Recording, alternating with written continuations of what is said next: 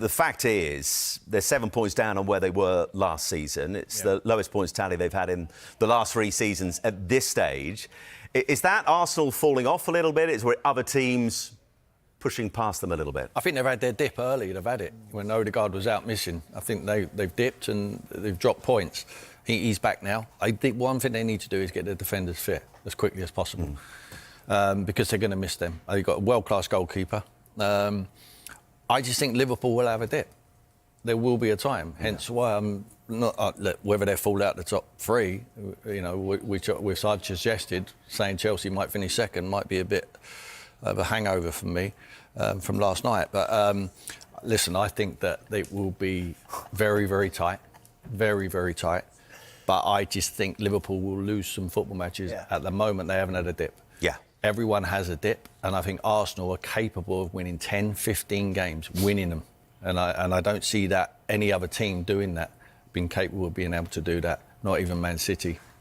But you look, Clinton, since the start of last season, I know it's a subject area we've returned to multiple times with Arsenal down the last season, but since the start of last season, 91 goals they've scored in all competitions. 91 goals they've scored have been scored by midfielders, 40 have been scored by strikers.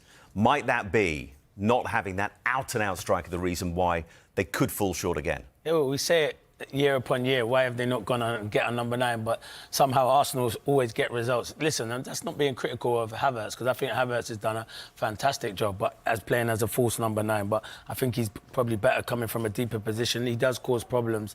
They rely too much on Saka. Other players have to step up to the mark. You look at Martinelli, you look at Trossard, these other players, they need to get goals. But I always looked at it and I thought someone, and Newcastle fans will shout at me on the TV, but Isak in that team, or a Watkins, Villa fans will shout, would be fantastic for Arsenal. The way they want to press, and they're always like on the front foot and they can stretch in behind, because when you have a centre forward that's stretching in behind, that frees up space for Odegaard. But at the moment, Arsenal fans will say it's working for them. Yeah. So do they need a number 9? We can be on here talking about it. I'm saying about strikers who I think would help Arsenal and improve them. But at the moment, it is working for them. I think the interchange between Saka and Odegaard, I know you don't probably think they need one. So I understand that. But at the moment, it's working for them. So we can't really complain about it. Why are you less than sure, Boydie? I look at Arsenal and the way they play. I think if the 2 that Clinton's mentioned there, they want to go in behind. I mean, they can come and play and they can do that, but they want to go in behind. And I just think when you look at what Arsenal, the impact they get from the wide areas, Saka, Martinelli, Trossard, whoever it would be, that would kill their space.